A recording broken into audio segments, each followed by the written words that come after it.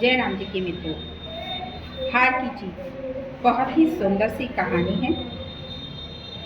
माँ को अपने बेटे और किसान को अपने लहलहाते खेत को देखकर जो आनंद आता है, वही आनंद बाबा भारती को अपने घोड़े सुल्तान को देखकर आता था। खड़क सिंह नाम का प्रसिद्ध डाकू, उसका मन आ गया था बाबा भारती के घोड़े सुल्तान पर। संध्या का समय था। बाबा भारती सुल्तान की पीठ पर सवार होकर घूमने जा रहे थे। इस समय उनकी आंखों में चमक थी और मुख पर प्रसन्नता।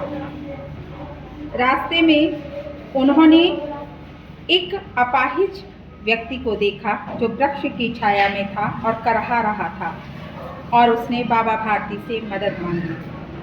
बाबा भारती ने उसको बिठा लिया अपने घोड़े पर। बाबा भारती ने घोड़े से उतरकर उसको घोड़े पर सवार किया था और स्वयं उसकी लगाम पकड़कर धीरे धीरे चल रहे थे। किंतु उनके आश्चर्य का ठिकाना नहीं रहा जब उनको एक तेज झटका लगा और घोड़े की लगाम उनके हाथ से छूट गई और उन्होंने देखा वही खड़क सिंह घोड़े को दौड़ाए लिए जा रहा था, जो उनके घोड़े से मिलने उनके आश्रम में आया था। बाबा भारती ने खड़क सिंह को आवाज लगाकर रोका और कहा, बस मेरी एक बात सुनते जाओ, भले से मेरे घोड़े को लेते चले जाना। खड़क सिंह ठहर गया। बाबा भारती ने निकट जाकर उसकी ओर देखा। आंखों में उनकी सजलता थी और कह रहे थे, सिर्फ एक प्रार्थना है खड़क सिंह, इसे अस्वीकार मत करना। बाबा जी ने कहा खड़क सिंह से, मैं घोड़ा वापस लेने के लिए नहीं कहूँगा, लेकिन ये बात तुम किसी को मत बताना। क्यों बाबा? बाबा जी ने कहा, अगर ये बात तुमने किसी को बताई तो कोई भी किसी भी ज़रूरतमंद की मदद नहीं करेगा।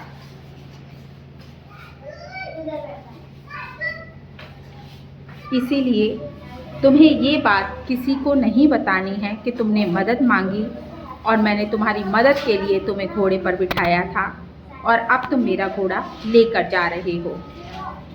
खड़क सिंह घोड़ा तो ले आया, लेकिन उसके मन में पश्चाताप था।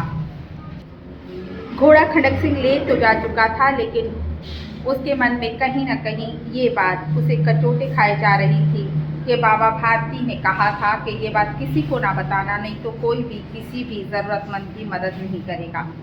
कुछ दिनों बाद रात्रि का तीसरा पहर बीत चुका था, चौथा पहर आरंभ होने वाला था। बाबा भारती उठे, अपनी कुटिया से बाहर आए, जल से स्नान किया और अस्तबल की ओर ऐसे चले जैसे नींद में चल रहे हैं। फिर दरवाजे पे जाकर ठिठके कि मैं बेवजह चला आया, सुल्तान तो खड़क सिंह ले ही गया है। लेकिन आज उन्हें लगा कि सुल्तान की हिनहिनाहट उन्हें पुनः सुनाई दी है। उन्होंने देखा उनके अस्तबल में सुल्तान बंधा था।